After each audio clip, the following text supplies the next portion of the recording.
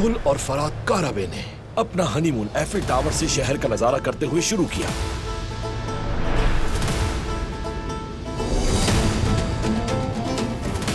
ये तो वही है जवदत भाई, वो यहीं पर है, वो वहाँ है। या अल्लाह, मेरी बेटी मुझे माफ करने का एक मौका दे दे। दिलान, रुक जाओ, मैं नहीं चाहता तुम उस औरत से अकेले में मिलो। भरोसा रखो, उसने कहा था आखिरी बार है, मगर रह ना सकी और आ गई फिर मुझसे मिलने।